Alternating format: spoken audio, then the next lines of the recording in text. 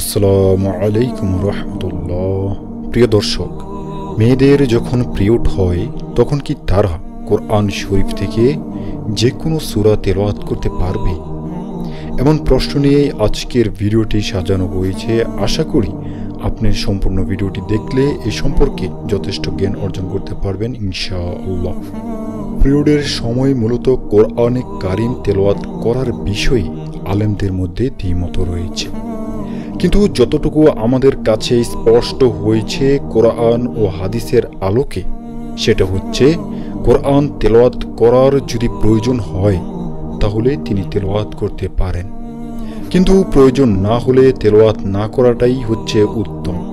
এটি মুখস্থ তেলাওয়াত করার বিষয়ে। প্রিয় দর্শক, আর প্রয়োজনটা হচ্ছে এরকম, ধরুন তিনি একজন কোরআনের হাফেজ। অনেক সময় তেলাওয়াত না করার কারণে তিনি হয়তো ভুলে যেতে পারেন, অথবা ধরুন তিনি একজন শিক্ষক, তার প্রয়োজন রয়েছে, এজন্য তেলাওয়াত করতে পারেন।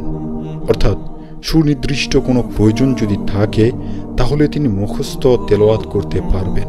তবে উত্তম হচ্ছে কোরআন মাজিদ স্পর্শ না করা।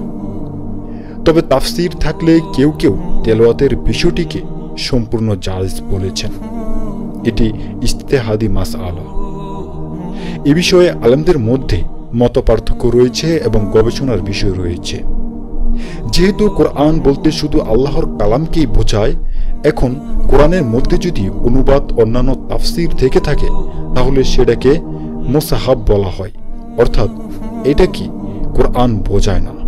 প্রিয় দর্শক, এজন্য একজন ওলামায়ে কেরাম বলেছেন, যদি কেউ স্পর্শ করে তা করতে কোনো অসুবিধা নেই, কিন্তু এতে কোনো সন্দেহ নেই যে কোরআনে কারিমের আদব হচ্ছে তাহারাতের সঙ্গে, অর্থাৎ পবিত্রতার সঙ্গে কোরআন শরীফ স্পর্শ করা এবং তেলাওয়াত করা। তবে আপনি যদি মনে করেন যে আপনার প্রয়োজন রয়েছে তাহলে আপনি তেলাওয়াত করতে পারেন এবং তাফসীর আপনি স্পর্শ করতে পারেন।